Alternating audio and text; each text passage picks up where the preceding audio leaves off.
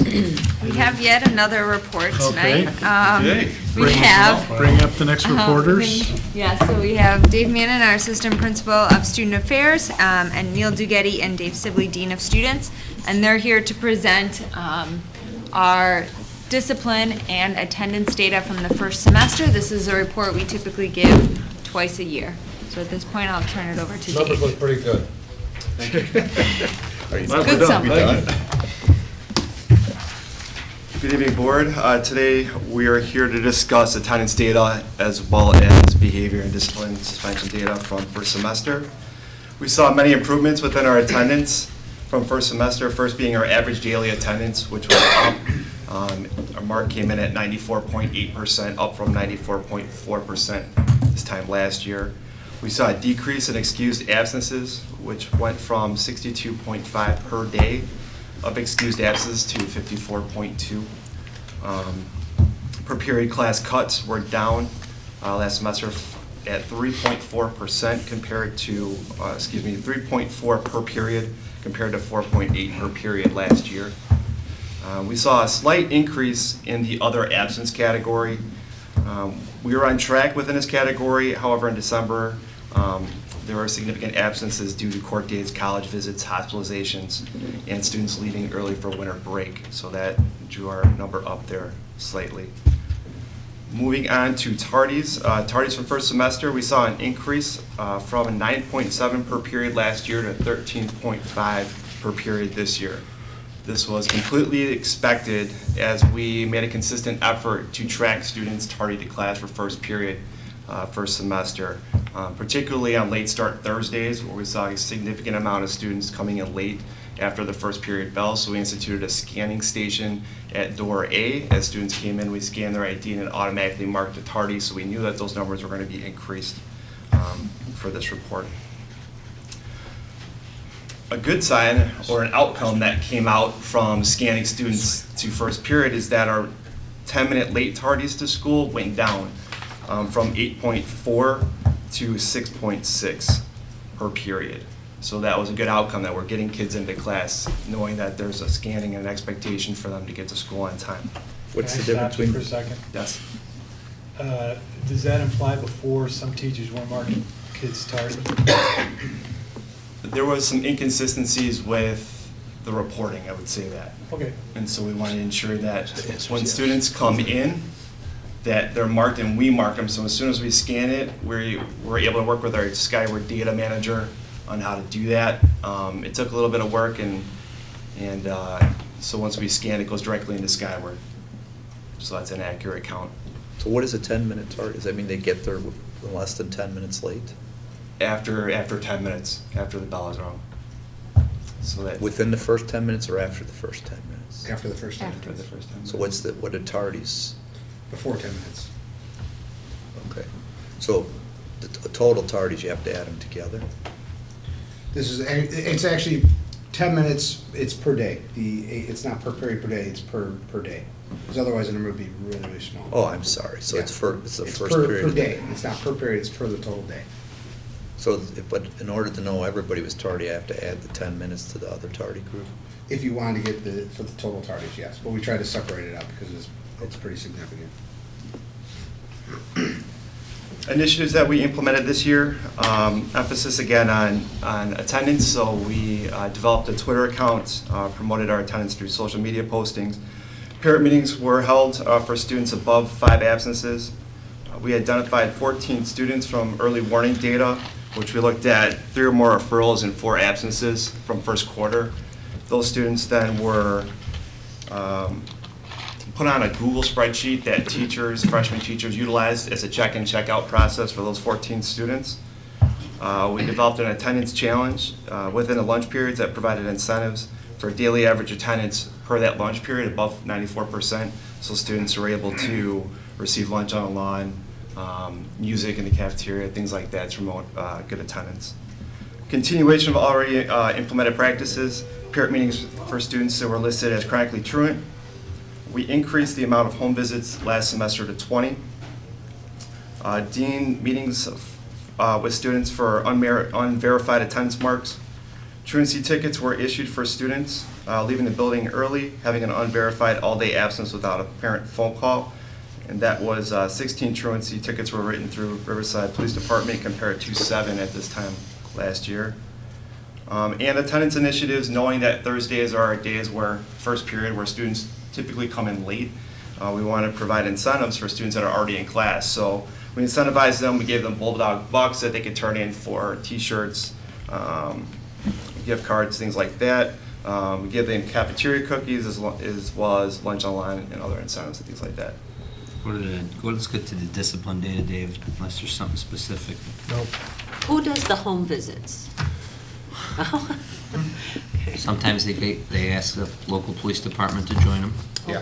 But the idea is that they go and knock on the door and try to get the kids to school, or work with the parents to get the kids out of bed to get to school. Moving to behavioral data, overall suspension numbers were down significantly last semester. 54 suspensions last semester compared to 94 at this time last year. We had 9 students that were suspended for a drug possession. 22 students were suspended for a physical altercation or fight. Our fight numbers were down for most of the year up until December, when we had an incident out front here on Gulf and Ridgewood Road with several of our students. So that brought our number up. 5 students were suspended due to bullying and or disrupting the learning environment. We had 0 gang-related and theft-related suspensions for a semester. There were 3 weapon possession suspensions and 17 suspensions for insubordinate behaviors, as well as 2 suspensions in the other category, which would be language. Those 3 weapons, was that all one incident? 2 incidents. We had a student that brought a kitchen knife to school in his backpack and dropped off. He notified the teacher. And the other was the incident at the football game. Got it. New initiatives that we completed this last semester was professional development with the deans and myself to identify alternatives to suspension and to start the restorative justice process here. What does that mean? Sorry, Dan. Senate Bill 100. We're getting ready for the new state legislation and public act of zero tolerance. We got to remove zero tolerance, and there's specific categories in which we need to review. We need to treat each suspension as individualized circumstance. No longer can we give a 10-day out-of-school suspension without reviewing certain protocols. And so in doing that, we need to utilize alternatives to suspension. And so we've increased our professional development and started those conversations in preparation for next year. So Dean's already doing a great job in looking at the overall suspension numbers as they're down already. So moving on, Iron Oaks, we took 42 students on a field trip. And those 42 students who were sponsored by PTO were not engaged in any RB programming, and that was student and teacher recommended for those students. So that was a great opportunity for those kids to come out and do some leadership training. We formed a discipline committee. Did you know if there was any engagement after they went there? Yeah, we did. We held 2 other meetings, Okay. and just to identify and check in with them what they're doing and how they are. So, great experience. We hope to continue that. Discipline committee was formed to review data and develop areas of emphasis, and the staff is represented from each department in the school.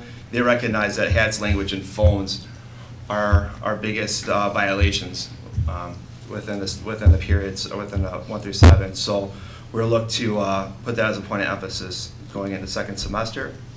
Continuation of already implemented practices. The boy report was utilized. ADA consequence, that's an alternative assignment room, was utilized in lieu of suspension. We reviewed handbook policies and behavior expectations through our grade level assemblies. The whole program identified 36 sophomore students that received mentoring first period from our teacher, and all those teachers are volunteers. And we utilized our certified drug and alcohol counselor for suspension reductions.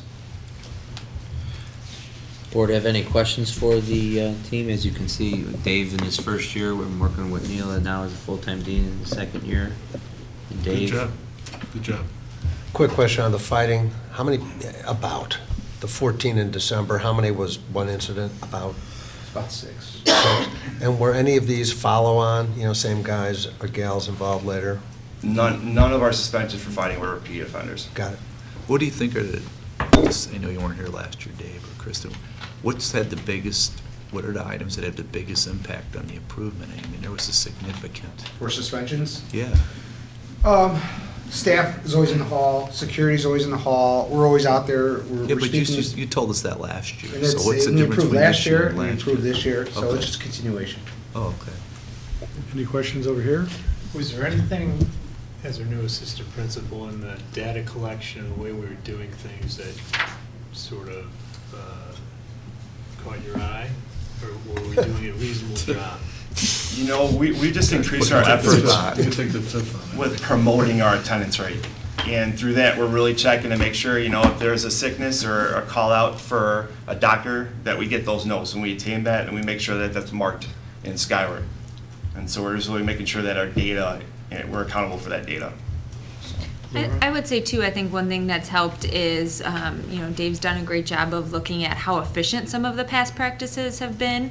And by changing and streamlining some things, they've been able to focus their attention on some other areas as well where maybe we haven't been able to focus as much attention on in the past. So I would say, really looking to streamline to make sure we're doing things the most efficient way. Laura? So you mentioned that the zero tolerance law has changed, and so the student who inadvertently brings the kitchen knife and goes to the office, does that then give the district leeway to do something normal, so to speak?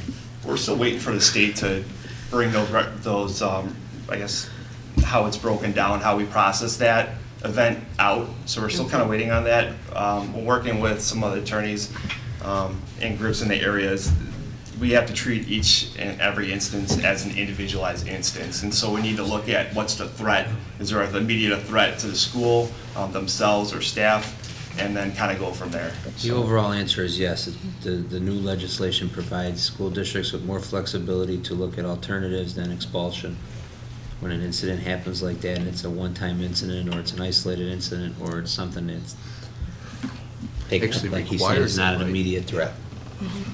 And when's that effective next January or at the beginning of September. September? First school days, year? Yeah. right, next school. Anything, Gary? Anything else on this side? Very good report. Good job. Good use of looking at data. Good job, Eddie. Thank you very much.